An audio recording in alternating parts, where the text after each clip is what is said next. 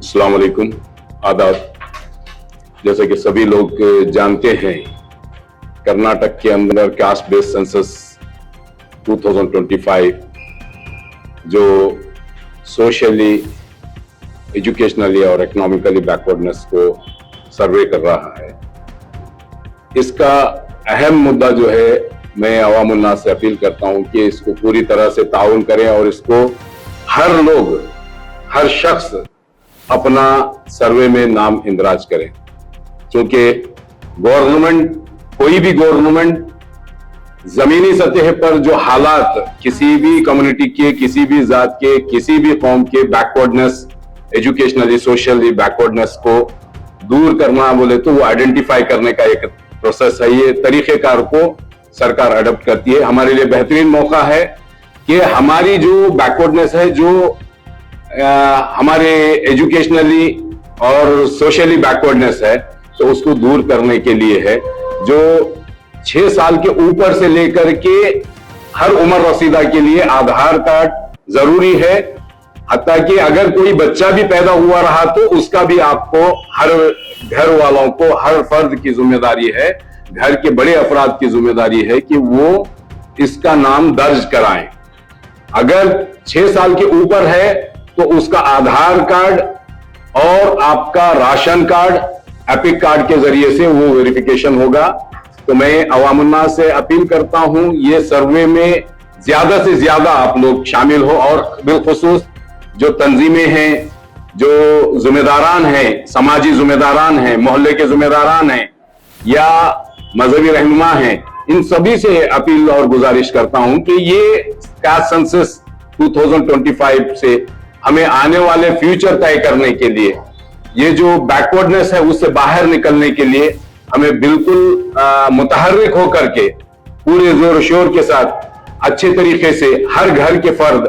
वो जो सवालात लिखे जा रहे हैं, वो सवालात में आपका नाम, आपके जो ऊपर बड़े कौन हैं, वालिदैन, सरपरस्त, आपके बच्चे, ये सारा डिटेल लिया जा रहा है। जो लोग घर में नहीं है, अवेलेबल नहीं है, वो घर के अफराद की जिम्मेदारी है कि उनका आधार कार्ड दे करके उनका भी नाम दर्ज कराएं, ताकि उससे जो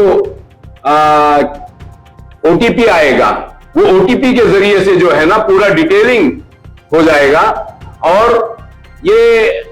हमारे इलाकों में बहुत सारे जगह पर आपके जसकाम के जरिए से स्टिकर्स वगैरह पेस्ट किए गए हैं। जो स्टिकर्स पेस्ट किए गए हैं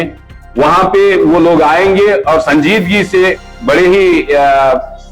सुलझे हुए अंदाज से वो पूरे खानों को पुर करना है। स्पेशली कास्ट जो है मुस्लिम है, रिलीजन इस्लाम है, और सब कास्ट में, क्योंकि ये सब कास्ट का लेना इसलिए भी जरूरी है ताकि आपका जो बैकवर्डनेस, जो कुछ लोग हैं हजाम है, कुछ लोग धोबी हैं, कुछ लोग जो है दर्जी हैं, फूलमाली हैं, ये सारी चीजें जो सबकास्ट में हैं, ये सारी बहुत सारी जरूरी है। उसमें कंफ्यूजन करने की जरूरत नहीं है। Social democratic party of India state की जानिब से 3 मरतबा बेंगलोर में बैठक हुई, जिसमें उलमा, दानिश्वरान के साथ साथ रिटायर्ड आईएएस, आईपीएस, तहसीलदार, केएस ऑफिशियल्स के साथ बैठी गई। उसके साथ साथ दूसरी तीसरी मीटिंग के अंदर माइनॉरिटी डिपार्टमेंट के ऑफिशियल्स के साथ, माइनॉरिटी मिनिस्टर के साथ, ये सारी बैठक होने के बाद एक कंक्लूजन को पहुंची है कि हम अवाम के बीच में जाएंगे और ये मसाइल को बहुत ही आसानी तरीके से इस सर्वे के अंदर हम लोगों को पूरी तरह से इन्वॉल्व करेंगे। ये हमारा एक मानना है। तो मैं आप तमाम से भी अहलियान गुलबर्गा, सिटीजन्स ऑफ गुलबर्गा से मैं अपील करता हूं, ये कास्ट बेस्ड सेंसस हमारे लिए हमारा फ्यूचर तय करने वाला है, हमारे रिजर्वेशंस को तय करने वाला है, हमारे एजुकेशन के हालात के ऊपर हमारे रिजर्वेशंस तय होंगे, पॉलिटिकल रिजर्वेशंस तय होंगे, और हमारी जो इकोनॉमिकल बैकवर्डनेस है, जो स्लम में रहते हैं, बेघर हैं, बेरोजगार हैं, और जो तालीम याफ्ता हैं तो तालीम याफ्ता हैं लेकिन बेरोजगार हैं, ये सारी चीजें उससे ताल्लुक रखती है। तो इसके नफे आने वाले दिनों में मिलने वाले हैं। मैं तमाम गुलबर्गवीर से रिक्वेस्ट करता हूं, अपील करता हूं कि आप इस सेंसेक्स के अंदर पूरी तरह से इन्वॉल्व हो जाएं। सर जैसे कि और बैकवर्ड क्लासेस में एक डर रहता है कि हमारे पर्सनल स्टूडेंट हैं उसे क्या मिसयूज होगा, और ये भी एक है कि सिर्फ बेनिफिट क्या क्या उनको मिलेंगे, इसके बारे में क्या? ये जो मैंने बताया है बेनिफिट्स ही है इसके अंदर देखिए, एक खौफ की एक अलग बात है, वो खौफ खाने की क्या भी जरूरत नहीं है। जहां पे सबकास्ट का जो मैटर है वो चाहा जा रहा है कि आपका खानदानी कारोबार क्या है, आप किस कारोबार से जुड़े हुए हैं, तो वो कारोबार का भी जैसे 2B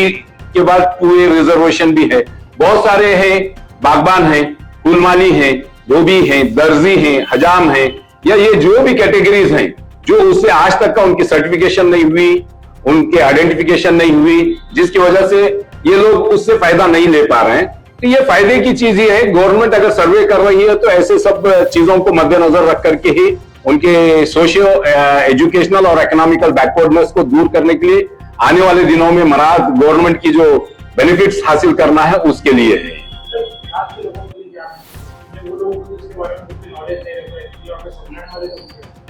देहात रहे या शहरी रहे,